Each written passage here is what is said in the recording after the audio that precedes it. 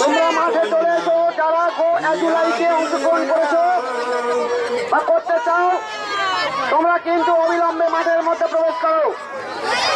তোমার ওই সোনার তরি সাবধানে রেখো।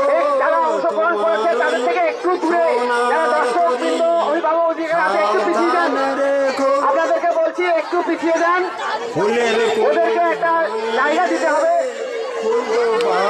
ওদের ঘোরাফেরার একটা জায়গা করে দিন। আমরা দেখতে পাচ্ছি রাস্তার লাইটে পড়াশুনো করছেন সেই বিদ্যাসাগর মহাশয়, যিনি অভাব দারিদ্রতার মধ্য দিয়ে ঈশ্বরচন্দ্র বিদ্যাসাগর হয়ে উঠেছিলেন। তার প্রস্তুতি চলছে।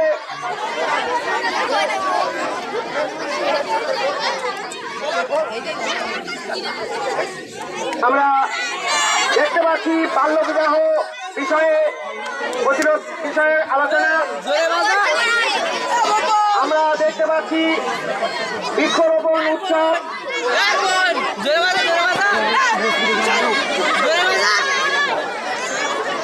বৃক্ষরোপণ উৎসব পালিত হচ্ছে।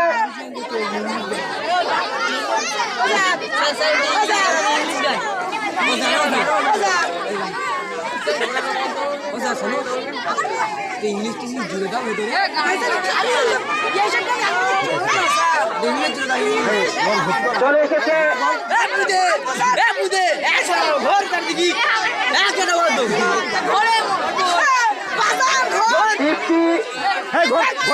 জানি না ও কোন ভূমিকায় অবতীর্ণ হয়েছে। আমাদের আমরা ছেঁড়া কাঁথার গল্প শুনেছি, এখানে দেখছি ছেঁড়া মাদুরের গল্প। গল্প মানে বসে ও তার সন্তানকে কি স্বপ্ন দেখাবে আমরা পরে ওর থেকে জেনে নেব। এই যে শিশু, যে শিশুকে আজকে মায়েদের খাওয়ানোর জন্য কত না কষ্ট, সেই শিশুকে এখন মোবাইল না দেখালে সে খেতে চায় না, সে ঘুমাতে চায় না। আজকে খেলনার মধ্য দিয়ে যেটা আমাদের শিশু সুলভ মানসিকতা, সেই শিশু সুলভ মানসিকতা প্রকাশ করছে আমাদের এক প্রতিযোগিনীর মধ্য দিয়ে।